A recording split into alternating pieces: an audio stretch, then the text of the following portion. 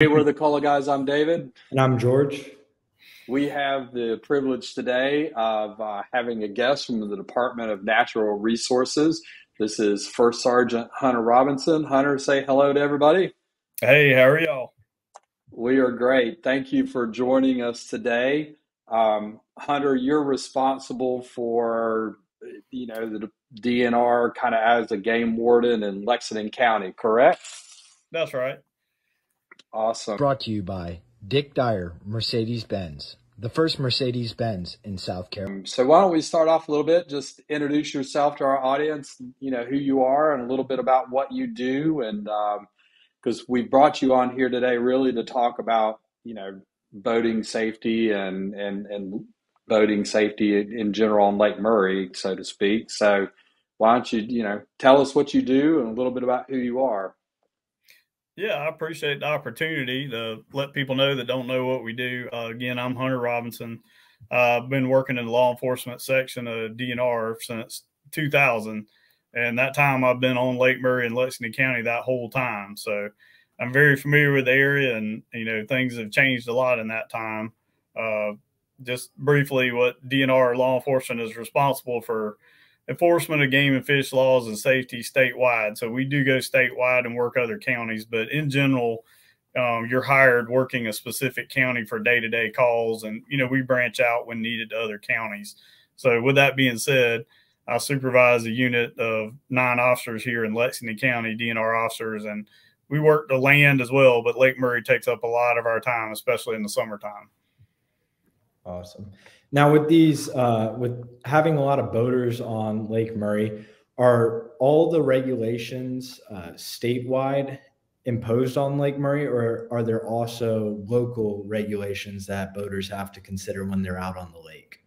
Well, it could get complicated, but basically what everybody needs to know is generally we enforce the laws. Some of them are federal that we enforce. We adopt the Coast Guard regulations, which deals with the boating safety and equipment. So we do that. There are local ordinances that we don't enforce, which would be a noise ordinance, but Lexington County Sheriff's Department, there's 4 counties on the lake, Lexington, Richland, Newberry, and Saluda, and their counties will enforce any ordinances. But if it's not an ordinance, DNR will enforce all federal and state laws as it's related to boating and use on Lake Murray. So I guess a lot of people want to know, we all get driver's licenses to drive cars, and, certain ages you can do certain things. Talk to our audience about, what that looks like from a boating standpoint, because, there are people from all age ranges out there on the boats on all types of watercraft. Can you, help our audience understand kind of where the lay of the land comes with needing a license or a boat license or a driver's license? Right. It's different because there is no per se driver's license like you would have on the road. The one thing that is new since last year, anybody that's born after July 1st of 2007, they have to complete a boating safety class that's either offered by DNR or the Coast Guard Auxiliary that's certified to operate a vessel that has 10 horsepower or more by themselves. You always used to have that, but once you turn 16, you didn't have to have the class. Now it finally says if you were born after that date, no matter how old you are, you have to have it.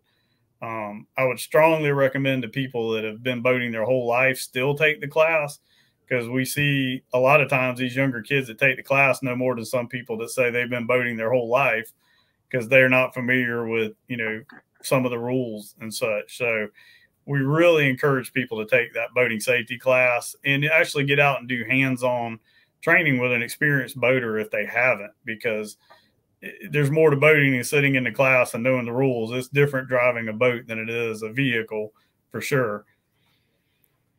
Streets not moving. So that's right. And you got lines and where to stay. So yeah, it's a little different on the water. When it comes to safety equipment on all these watercraft and vessels, everybody's they're kind of required to have life jackets. They're required to have fire extinguishers. So could you touch on like what all is required, and then also any suggestions you have for people to also keep on the craft above and beyond what's just required? Sure. Again, that's another point of taking the boater safety class. That's part of it. It talks about the different length boats. You have different requirements. All that's addressed in the boating safety classes. You have boats less than 16 feet that have a certain requirement, boats that are 16 and longer to have another, and then some that are longer than that to have others. So whatever boat you're going to be in, you need to follow. But in general, every boat, you got to have a wearable life jacket that fits each person that's on the boat. So you could have an adult that's larger, one that's smaller. They need different life jackets. You all have an infant, a juvenile. There's different sizes and they need to fit, because if you have a life jacket too large for a small person, it'll come off when they hit the water, and vice versa. You have somebody that's larger wearing a life jacket too small, it won't float them. So all that's spelled out. They all have to be Coast Guard approved. All you got to do is look on the back. It says has a Coast Guard approval on it. They're available at boating stores all the way down to, Walmart and places like that. But just read it. Make sure you don't have a swimming aid. Make sure it says a Coast Guard approved wearable life jacket. That's the main thing. The one thing that's a little different, if you have children that are under 12,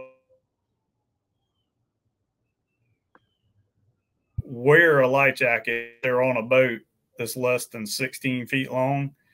They must wear the life jacket at all times. But if the boat's over 16 feet, they can they just have to have it on the boat and it fits them. Of course, absolutely, we'd recommend they wear it, but it has to be readily accessible. It can't be buried under a bunch of stuff and you got to dig and get people up and move a bunch of things. So we do see that a lot. So when you need it, you need it. So the best place for it is on. If you don't have it on, have it where you can get it immediately. That's the biggest thing. Fire extinguishers required on vessels that have built-in fuel tanks. You got to have a sound device on anything that you operate out there, whether it's a paddle board or a larger boat. Some of these larger boats require 2 fire extinguishers, anything over 26 feet. A lot of people don't realize that. Again, that's where the training and boating classes help. You learn those kind of things. You have to have a throwable device. Again, it has to be Coast Guard approved. It can't be a seat back or a cooler lid or something like that. And again, those are available at the same places the life jackets are. And people wonder why it's a big deal. If you ever try to get one of those orange life jackets you see people wear that has the one buckle, you can't throw it 5 feet. So if somebody's in the water and you need to throw it to them, you'll be sitting there all day and never get it to them. So those are designed to be thrown a distance in the water for somebody to hold on to. So it's good to explain people why and just say, no, you got to have it. And they're like, why? Well, that's why. It's important. When you need it, it needs to work. Those are the biggest safety equipment things you need on a boat. But again, through that class, also our website at DNR.com. So, thank you for sharing about all of that regarding the safety equipment. I guess my question is what's DNR's role in, and how do you police that, or how do you check that people have what they need on a boat? Do y'all or is it a proactive stance? Y'all ride around on the lake and, stop people and do a check, or is it, when something happens, or, when y'all are looking into something that somebody's doing that maybe they shouldn't be, that's when you check? How do y'all go about doing that? It's a combination of all of it. We patrol the waters looking for violations, also being there to assist people that might need it for whatever reason.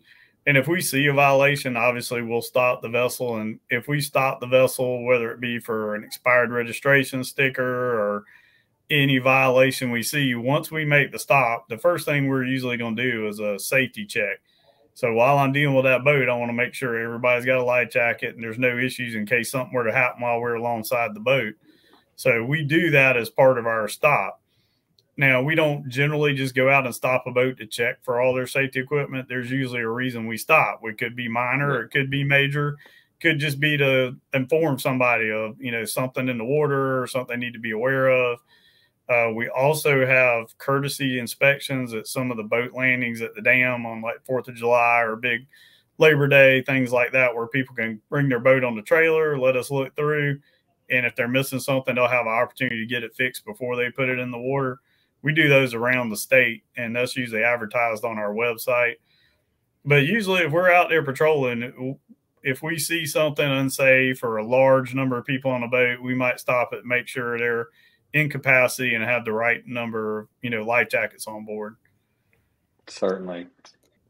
Want to ask about wake boats because they're very, they're becoming popular with a certain segment of boaters because of the recreational activities you can do behind them. But there are a lot of people that live along the lake that don't like the effects of the wake boats. And I believe it was last year that there was some new policies or things changed, for their use on the lake, where they could and couldn't use them, how far they had to be from shore. Can you share that or give us, give some guidelines to the boaters that own those types of watercraft, just kind of what's acceptable? Sure. Yeah, what's changed is that, it used to be you had to be 50 feet from a dock or a person in the water or an anchored vessel. And what changed was a couple of things. Number one, all boaters now, it's 100 feet away from a dock, a wharf, a pier, or a person swimming in the water. You got to be over 100 feet away. But a wake boat, addition to that, is if they're actively pulling somebody or not pulling, or somebody's behind the boat and they have their tanks full and they're surfing back there, they have to be 200 feet from the dock and all that, just because they're throwing so much bigger wake, then it was causing more problems to docks. And I guess what people really need to realize is some of the coves they go in, they're looking for calm water, but then you get a lot more docks, a lot more people, a lot more congested traffic. And then to try to be 200 feet from one dock and 200 feet from another dock sometimes leaves you a little tiny runway in the middle, if at all. So it kind of designed to make you find somewhere that's not as compact of an area. But that's really the biggest difference with the wake boats, is the 200 feet from the dock. But again, the general public or whoever doesn't have a wake boat, or it's a jet ski or whatever you're on, it's got to be over 100 feet if you're above idle speed. Of course, you can be closer than that if you're idling, but anything above that, you have to be that distance. And it's obvious reasons, the wake and the safety of the. Awesome. Well, when it comes to lakes, alcohol seems to go hand in hand with boating, just because like the weather and everything. So number one, are the people who are driving the watercraft allowed to be drinking while they're driving? And what are the limits? Is that limit different than if you're operating a car per se? Is it higher or lower?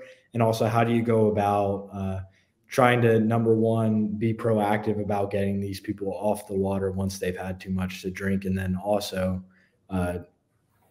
getting them into custody once it gets out of hand and becomes a BUI? Right. And it's a lot of that you get a lot of legal terms to describe it, but the best I can start out by saying, in general, the best practice is if you're going to operate the boat, don't drink.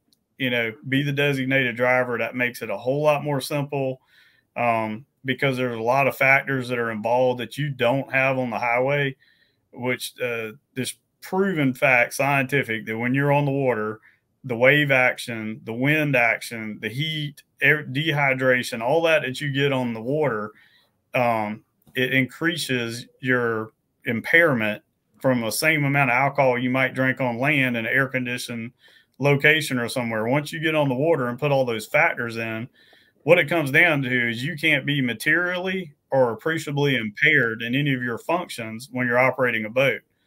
So yes, there is a 0.08 number, just like on the road. All that says that's an illegal alcohol concentration. You can be impaired to where you shouldn't operate a car or a boat below 0.08. And you can be arrested below 0.08 if you're impaired.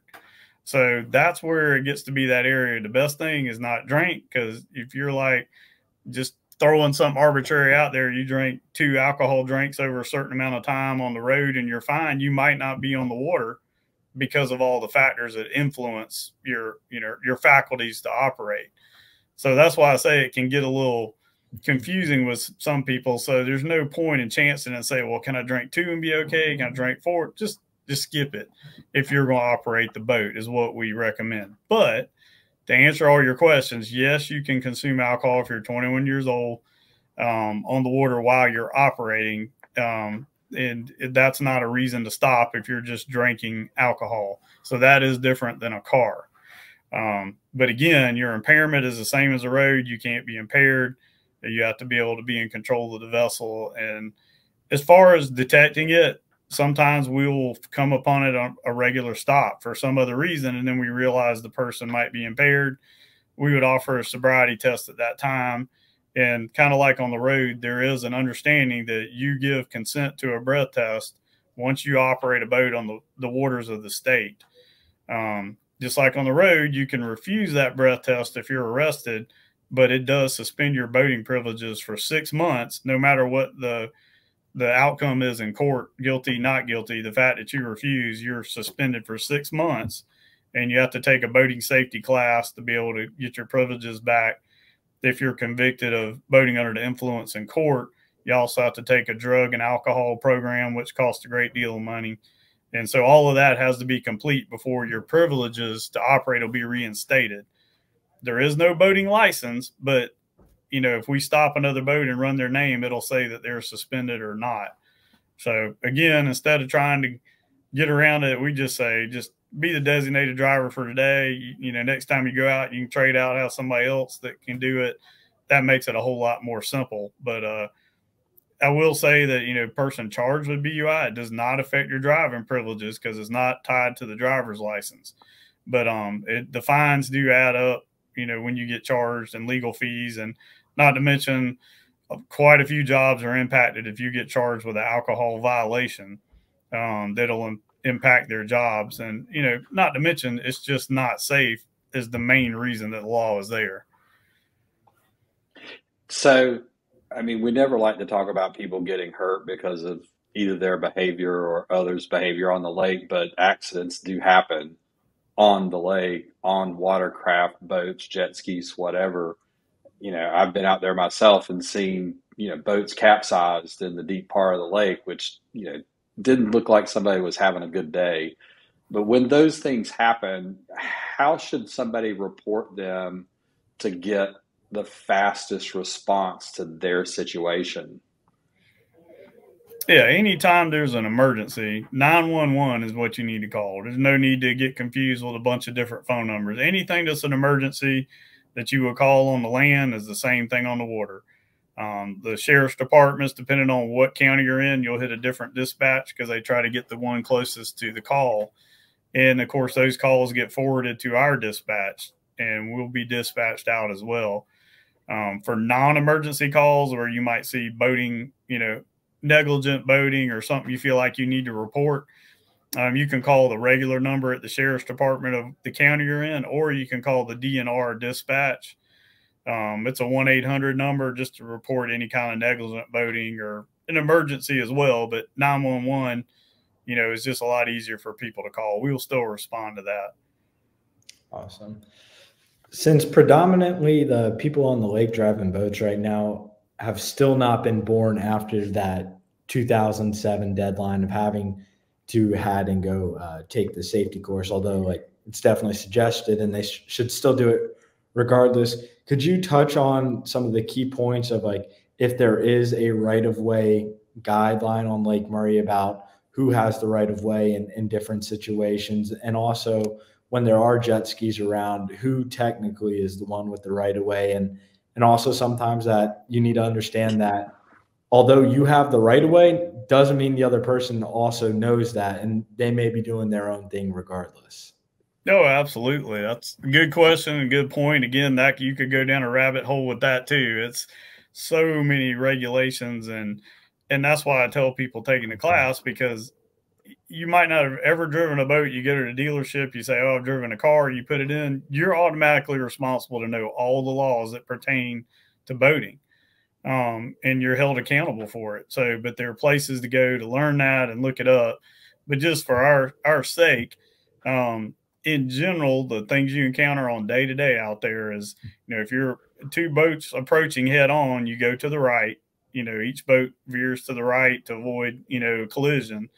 The boat that's coming from your right, if you're approaching, you're both underway, and a boat's coming from your right, that person has the right of way. The one on the right has the right of way. Is the easy way to remember it. And I know we'll touch on probably running lights later, but at night, that's the reason you have a green and red running light in the front of the boat and a white light on top. You can tell which direction the boat is headed and who has the right of way.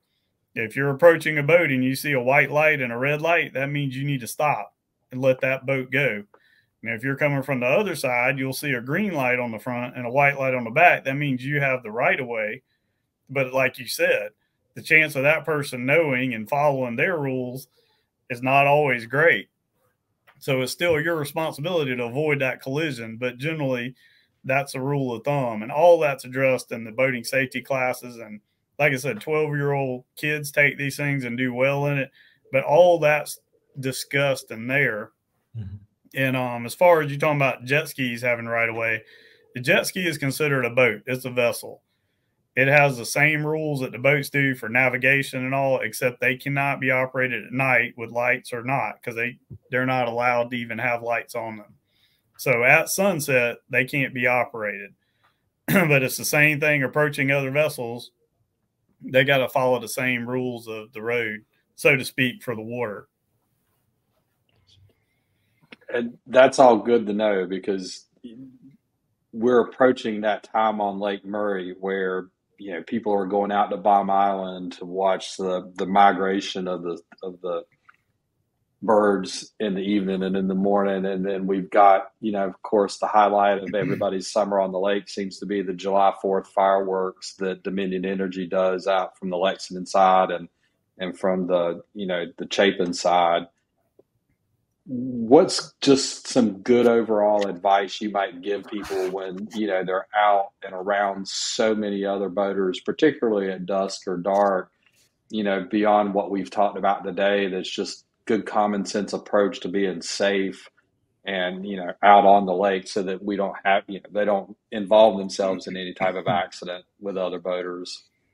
Yeah, I think it's important that they're well aware of the area they're in the daytime before you try to go out at night, because it looks completely different at night. So if you're going to be out at night, go to that area in the daytime, be familiar with it, and then try to come out when it's not so busy at nighttime, kind of familiarize yourself with it. I would not recommend somebody just coming out on the 4th of July and that's their first time on the lake at night. It's going to be really difficult, you know, to navigate.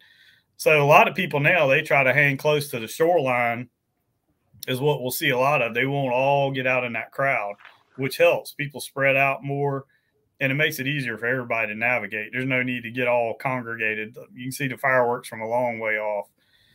But really being familiar with your surroundings is what's important. Don't just try to test the boat out at night, or, you know, I've never been on the lake at night. This is my first time.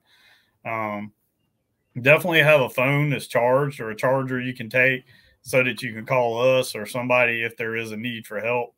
Because if you don't have a phone or a VHF radio or a marine radio, which a lot of people don't anymore, there's no way to contact anybody unless somebody just comes by and you can flag somebody down.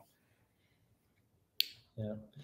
In the summer, there's constantly pop-up storms, and so you don't necessarily the radar lies sometimes, right? And so you go out there and it's sunny, and then within minutes you look up and the sky's dark and the weather's starting to change drastically on you.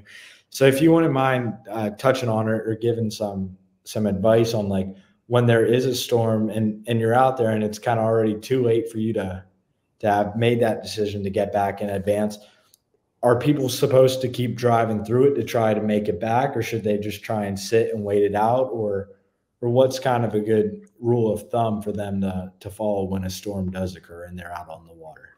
Yeah, that's a good question. And like I said, again, that's where the phone helps, and having an app that'll let you know and stuff. And forecasts are pretty good. The big thing we'll see is look at the wind forecast, you know, and when it gets windy, that causes a lot of problems. And then some days the wind blowing out of one direction doesn't cause problems. The same speed the next day coming out of a different direction on the lake, it gets a lot more rough. And the only way to learn that is being out there and on the water sometimes is where it affects you. So like you said, if the forecast doesn't come out as planned or something's a little different, you get caught, depending on what size boat you're in and how rough it is, you try to keep the boat under power, keep the bow of the boat elevated so you don't nose under some of the waves, and slow down. Just slow down, keep the bow up, make your way to land somewhere. Even if it's not where you put in, it might be better to go somewhere else and get off the water instead of trying to make it all the way back across the lake just to go where you put in. And we've had people call us. They'll say, hey, I made it to an island. I'm on this side. I need to go to the dam, but it's too rough. And we'll either handle it over the phone or we might have to come out there with them. And we've had before where we've taken the people off of their boat, gotten them back to land and say, hey, we'll secure the boat. We can come back and get it another day. The main thing is to make sure the people are safe. But yeah, stay with the boat. Try to get somewhere out of the wind close, see if the weather's going to break and then go back in. And again, that's where it helps too, to make sure you have navigation lights. You might not plan on being out there at night, but you could break down or something happen and you're getting back later than planned. You want to make sure your lights and you have equipment for nighttime are working. So one of the big things that people love to do out on the lake, obviously, is fish. Talk to us a little bit about fishing regulations, wildlife regulations around the lake, just so that our folks have a good sense of, the general do's and don'ts these days of, that type of recreation on Lake Murray. Sure. Yeah, we definitely encourage that. That's what, we're here for. We want people out enjoying the lake, boating, fishing, hunting, whatever it might be. But anybody that fishes on Lake Murray, your public waters, you got to have a state freshwater fishing license. It's only $10 for residents for a year. It's not very expensive. We have some of the least expensive license fees in the nation in South Carolina. So we're blessed with the outdoors we have, and we want people out there. We don't want to restrict it. So, and any of the money that goes to those licenses goes toward, fish stocking, wildlife, and management of the resources is where a bulk of that, the funds and revenue from that goes. Same thing with boat registrations. So we want people to do that. Non-residents, we get a lot of people from out of state come. They can buy a license for a few days, or they can actually buy a year-long license. All that's available on our websites. But what really draws a lot of people is the striper fishing on Lake Murray. We do have fishing guides here that take people out, or people bring their own boats. But either way, they have to have the licenses. You can get it on your phone. DNR has a Go Outdoors SC app that's free. It's a great app because you can save your licenses on it. You can put your whole family on that one phone, and you can pull everything up if you're checked. You can see when your boat registration expires and your licenses. It's a real good feature. It's got sunset, the weather, tides, all that is on it. So we recommend people have that. But yeah, make sure, for people that are coming to fish, you just need a freshwater fishing license no matter what your game fish you're fishing for on the lake. And it's real easy to get. And like I said, it goes for a good cause to maintain the lake and everything we have. Size limits to fish, anything like that these days that they need to be aware of? Oh, yeah. Again, there's a lot of homework to do before you come out if you're new to all this, without getting bogged down in all of that. Too many details. It's, people that like to brim fish, there's, 30 fish limit per person per day. No size limit on those. You get the largemouth bass. There's a, size limit on those. And then crappie, there's a separate limit for those, but it's all listed on the website. So if you say, I'm going to go to Lake Murray, let me see what these limits are, pull it up. It's all right there.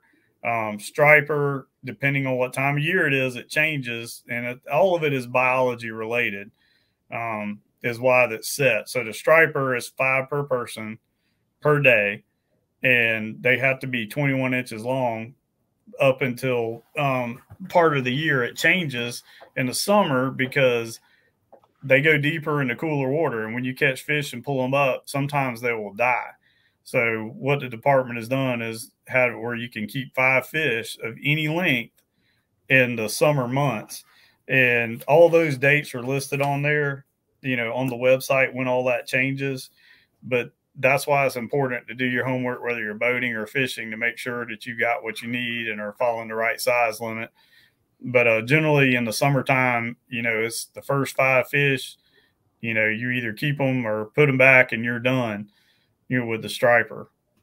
Yes, sir.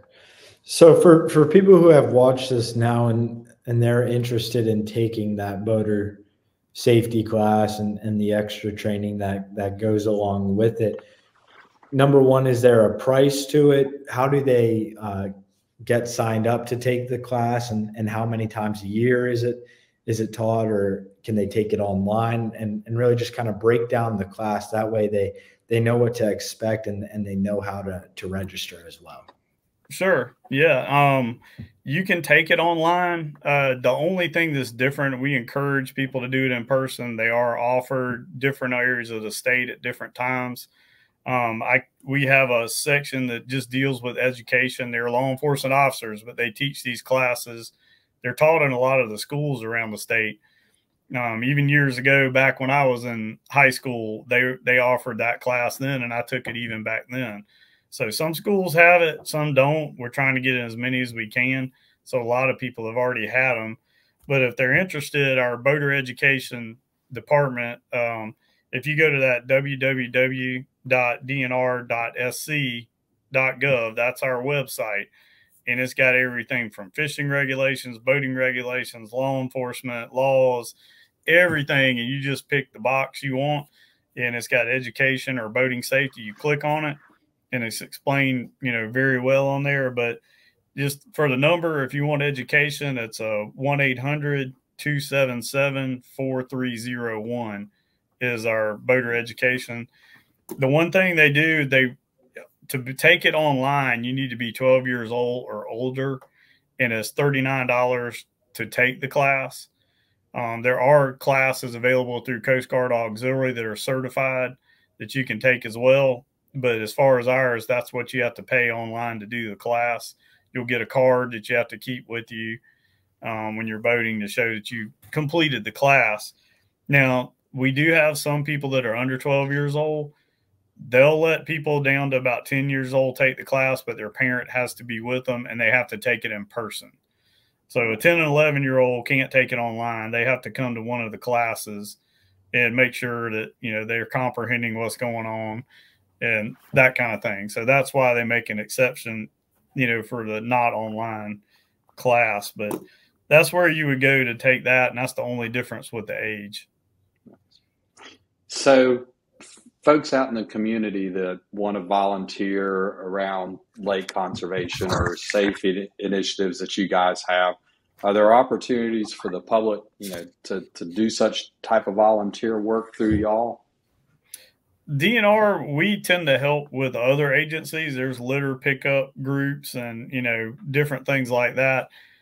We have River Sweep, that's usually advertised where the lakes and the rivers, old groups of people get together and with some of the local businesses and help clean up.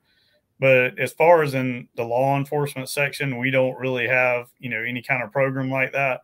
But when you go online, there are opportunities through the other sections where you could volunteer to possibly help with some of the wildlife or conservation areas. George, you got any other questions? No, I think that wraps it up great. Definitely gives everybody, answers to their questions. Yeah. So Hunter, really, unless you've got some kind of lake story you want to share about, I'm sure you've got a lot of them. But unless you've got anything else to share, this has been a great opportunity to talk with you and let our audience understand, how to be safe and how to operate their watercraft in a safe and effective manner out on the lake, and just, enjoy what really is a gem of the Midlands here. Sure. Well, no, I appreciate it. Yeah, you're right. There's all kind of stories that happen, and some good and some not as fun to talk about. But it is great to see people out there enjoying the lake. And our job, especially I can speak at law enforcement, is to make sure everybody's safe. People that are not as educated as they should be, we try to help them and give them the resources. And we stop them on the water and say, hey, look, this is why I do this. So we're there really to help and encourage it. We want people using the lake. We just want to make sure they follow the rules and keep everybody safe is our main goal out there, because, we're blessed to have Lake Murray, and we just want to keep it safe for everybody. I guess one thing I would add, we get a lot of questions about registrations and their boats and things like that. Again, if you go to the website, click on the boat titling or registration, it literally has a section that says most asked questions that you run into. So I bought a boat, I bought this. Oh, it's right there. If it answers every question. So go through that, and if they still have issues with any of your boat titling or registration, they can call the registration office. But it's a real great website and a resource for when you buy a boat or sell a boat, what all you have to have. And quite honestly, that's probably what we see the most common is an expired registration or something wrong with boat numbers. And that's usually why we stop most of the boats we do, and we try to help them figure out how to fix their problem. So again, like I said, they're looking for answers. That's a good place to go with the boats. Awesome. Well, listen, thank you and the officers that you work with for, what you do, playing your role in keeping people safe out on the lake, but also, protecting this great state and all the natural resources that we have. Thank you for your time this afternoon. And, hopefully we'll have you back on, in a little while, and we can talk about anything new of great going on in your realm of the woods and DNR. Is sponsored by Bell Carrington, Price and Gregg. Bell Carrington is our choice for the best real estate attorneys in town. They are highly communicative and make sure that the closing process is as smooth as possible. With offices in North Carolina, South Carolina, Tennessee, Georgia, and Alabama, they can handle any of your real estate finance, eminent domain, financial services litigation, and litigation needs. Call their Columbia SC office today at 803-509-5078.